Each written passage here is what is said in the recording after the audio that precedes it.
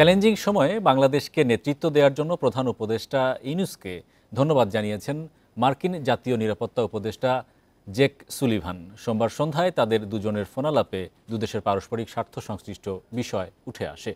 প্রধান উপদেষ্টার press wing জানায়, গত 4.5 মাসে বাংলাদেশের অর্থনীতি ঘুরে দাঁড়াতে শুরু করেছে মন্তব্য করে রাজনৈতিক, নির্বাচন সংক্রান্ত এবং অন্যান্য সংস্কারের অগ্রগতিতে প্রধান উপদেষ্টার প্রশংসা করেছেন সুলিভান। ফোনালাপে দুপক্ষই ধর্ম বর্ণ নির্বিশেষে সব মানুষের অধিকার রক্ষায় প্রতিশ্রুতি ব্যক্ত করেন। দেশের প্রান্তিক পর্যায় পর্যন্ত ছড়িয়ে থাকা সংকট কাটিয়ে উঠতে বাংলাদেশকে মার্কিন সহায়তার জন্য ধন্যবাদ জানান প্রফেসর ইউনূস। অন্তর্বর্তী সরকারের প্রতি সমর্থন পুনর্ব্যক্ত করে জেক সুলিভান একটি সমৃদ্ধ ও গণতান্ত্রিক বাংলাদেশের জন্য যুক্তরাষ্ট্রের সমর্থন অব্যাহত রাখার প্রতিশ্রুতি দেন।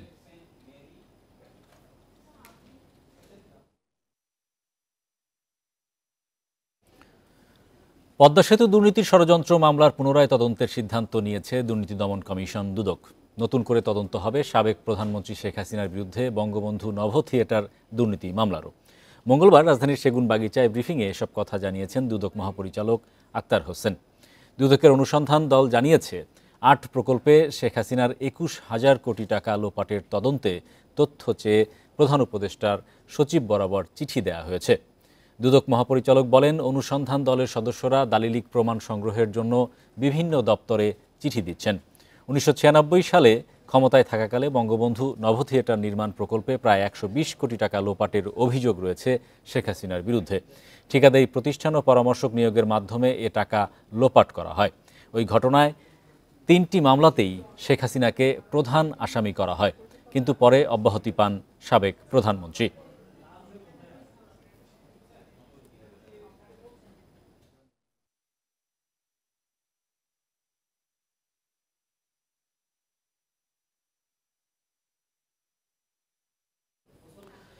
সাবেক প্রধানমন্ত্রী শেখ হাসিনা, তার ছেলে সজীব ওয়াজেদ জয়, বোন শেখ রেহানা ও তার মেয়ে ব্রিটিশ মন্ত্রী টিউলিপ সিদ্দিকের দেশে বিদেশে লেনদেনের সব নথি তলব করেছে দুদক।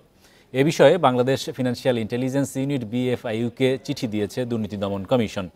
মঙ্গলবার দুদকের প্রধান কার্যালয়ে পাঠানো চিঠিতে সংস্থাটির অনুসন্ধান টিম সন্দেহভাজন ব্যক্তিদের নামে পরিচালিত সব অ্যাকাউন্টের বিস্তারিত তথ্য চেয়েছে। একই সঙ্গে নির্বাচন কমিশন, ইমিগ্রেশন ও পাসপোর্ট অফিসকেও এই 4 জনের তথ্য তলব করে চিঠি দেওয়া হয়েছে। শিগগিরই আরও কিছু সরকারি বেসরকারি প্রতিষ্ঠানের তাদের নথি তলব করে চিঠি পাঠানো হবে।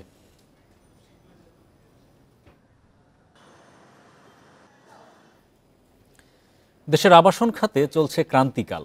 ফ্ল্যাট ও প্লট বিক্রি নেমেছে প্রায় অর্ধেকে। ব্যবসায়ীরা বলছেন, রাজনৈতিক অস্থিরতা, ব্যাংক ঋণের উচ্চ সুদহার ও ডিটেল এরিয়া প্ল্যান ড্যাপ সংশোধন নিয়ে অনিশ্চয়তায় বিনিয়োগ কমেছে আবাসন খাতে। ঢাকা ডিটেল এরিয়া প্ল্যান বা ড্যাপ 2022-35-এ বলা হয়েছে, ফ্লোর এরিয়া রেশিও বা আয়তন অনুপাতে ভবনের উচ্চতা হবে কম। এতে ঢাকার বেশিরভাগ ভবনের অনুমোদন হচ্ছে 4 থেকে 5 তলা।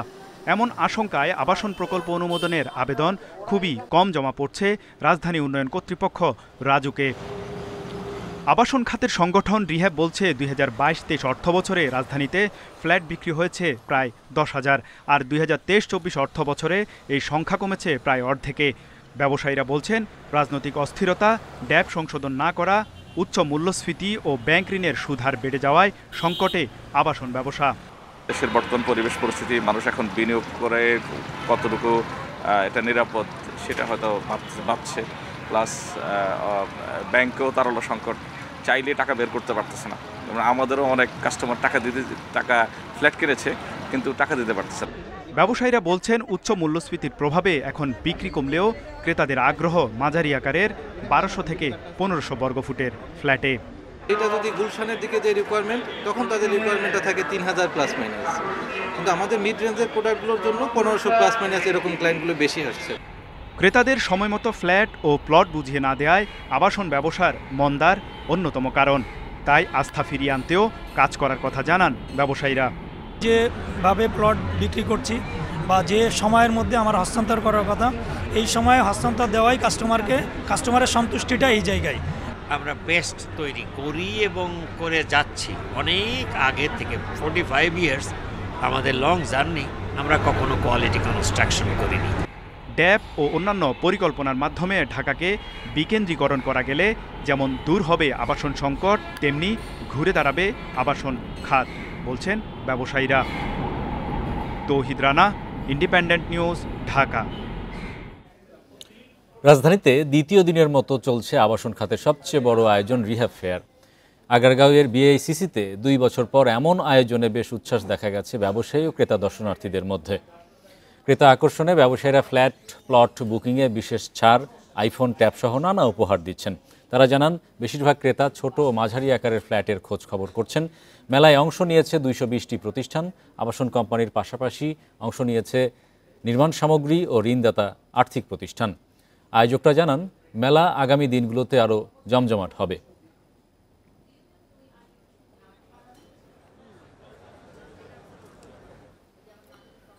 সাবেক খাদ্যমন্ত্রী সাধন চন্দ্রের 65 ব্যাংক অ্যাকাউন্টে সন্দেহজনক 43 কোটি টাকা লেনদেনে সাবেক সচিব ইসমাইল হোসেনের সংশ্লিষ্টতা পেয়েছে দুদক।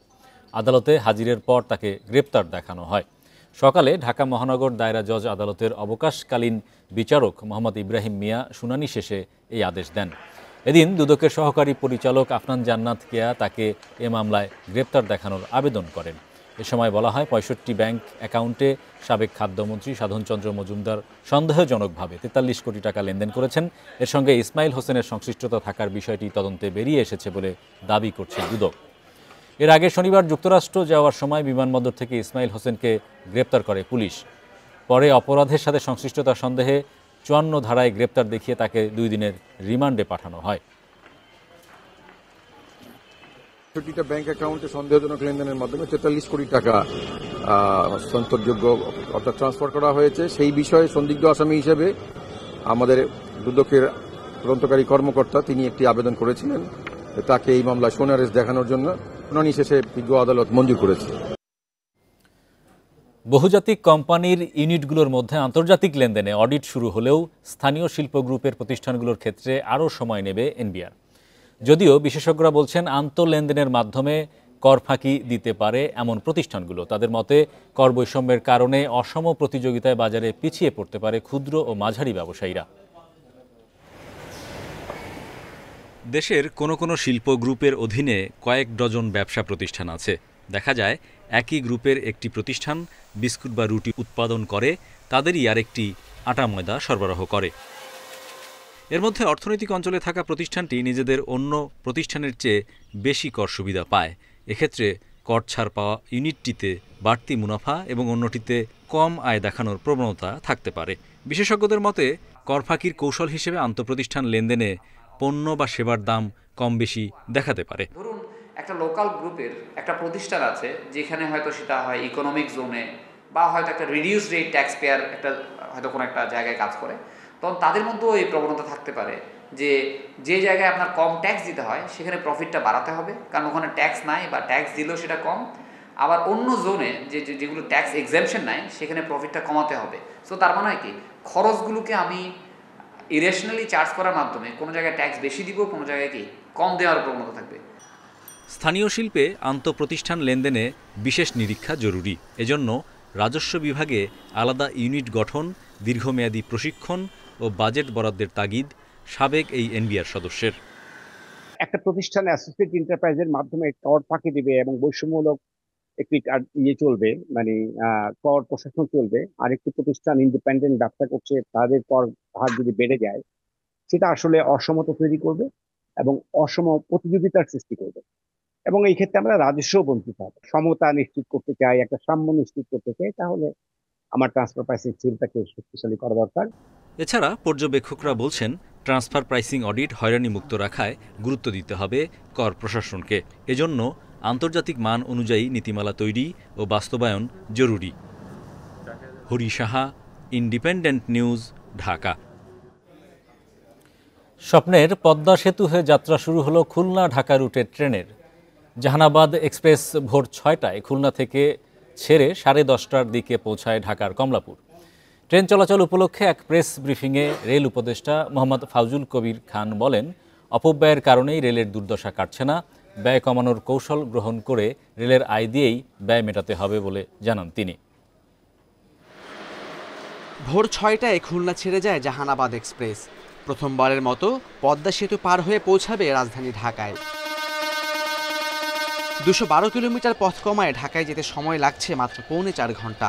দীর্ঘদিনের প্রত্যাশিত এই রুটে ট্রেন চলাচলে আনন্দিত দক্ষিণাঞ্চলের মানুষ। খুলনা থেকে যাইতে ৭ ঘন্টা লাগতো, তো সেই অনুযায়ী এটা অনেক ভালো করছে।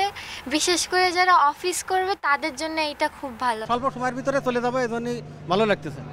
কমলাপুরে ৯টা ৪৫-এ আসার কথা থাকলেও কিছু বিলম্বে 10:30টায় কমলাপুরে এসে পৌঁছায় ট্রেন। ট্রেনের সংখ্যা আরও বাড়ানোর জন্য বললেন উচ্ছ্বসিত যাত্রীরা। ৩-৩.৫ ঘন্টায় পৌঁছে যাব বেনাপোল। এটা আসলে আমাদের জন্য মানে একটা খুশির সংবাদই বলা যায়। বেশিরভাগই আমরা বেনাপোল যাচ্ছি ঘোরার জন্য, যেহেতু আমার এখানে ট্রান্সপোর্টের সময় বেঁচে যাচ্ছে, আমি বেশি ঘুরতে পারবো। এর আগে সকালে এই রুটে ট্রেন সেবার উদ্বোধন করেন রেল উপদেষ্টা। অপরিকল্পিতভাবে লাইন ও স্টেশন স্থাপনের কারণে রেলের কাঙ্ক্ষিত সেবা নিশ্চিত করা যায়নি বলেন তিনি। এই ব্যয় যদি কমানো না যায় তাহলে আমাদের যে রেল সেবা দেওয়ার আমাদের প্রত্যাশা সেটা আমরা পূরণ করতে সক্ষম হব না।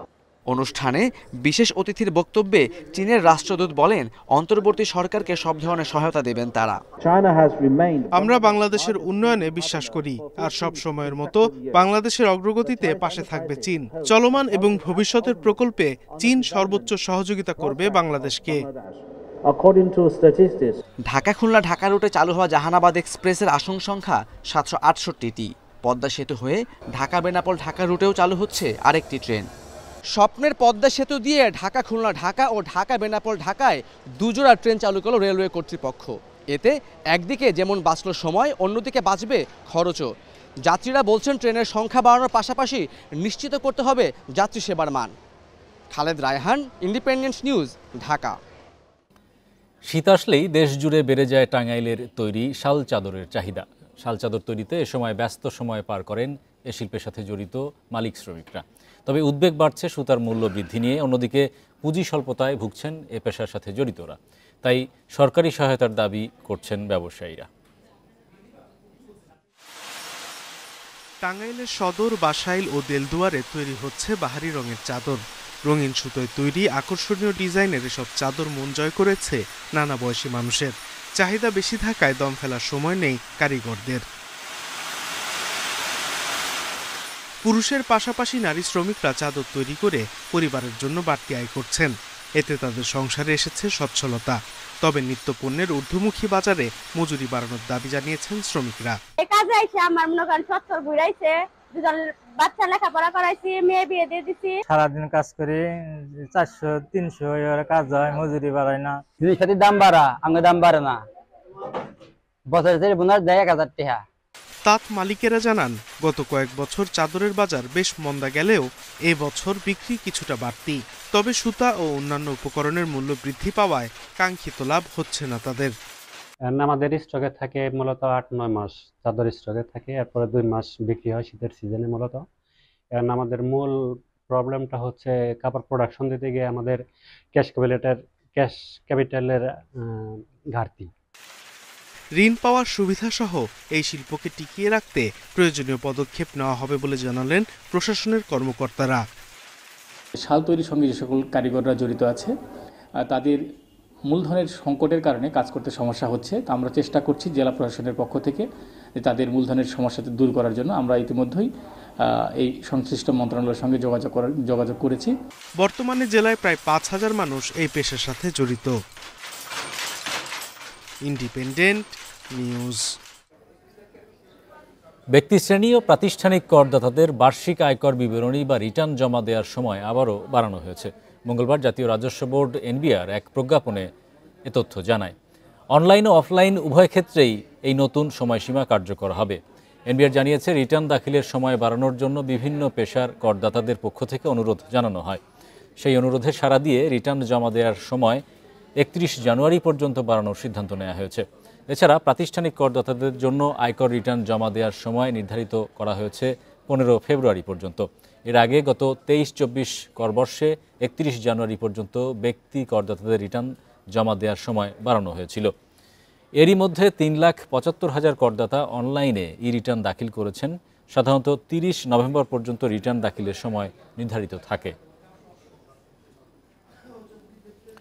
টানা 3 কার্যদিবস ঢাকা স্টক এক্সচেঞ্জের সূচক হারালো। সপ্তাহের তৃতীয় কার্যদিবসে লেনদেন নেমেছে 300 কোটির নিচে।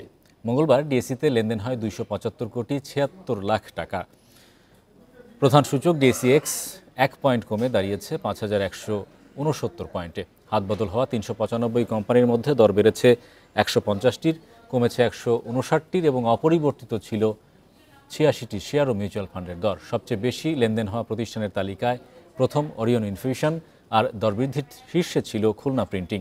অন্যদিকে চট্টগ্রাম স্টক এক্সচেঞ্জের সার্বিক সূচক বেড়েছে 34.59 পয়েন্ট। লেনদেন হয় 13 কোটি 92 লাখ টাকার শেয়ার।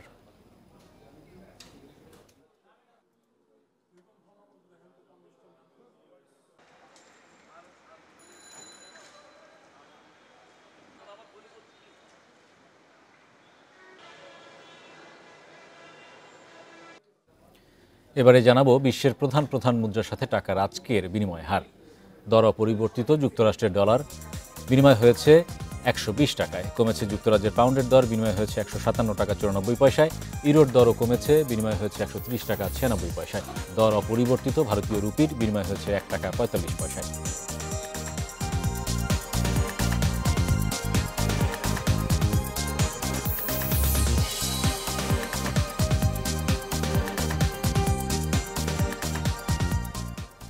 এই ছিল আজকের অর্থনীতি সারাদিনে। ইন্ডিপেন্ডেন্ট টেলিভিশনের সব খবর জানতে চোখ রাখুন ফেসবুক, ইউটিউব এবং এক্সে। আমন্ত্রণ আমাদের পরের আয়োজনে।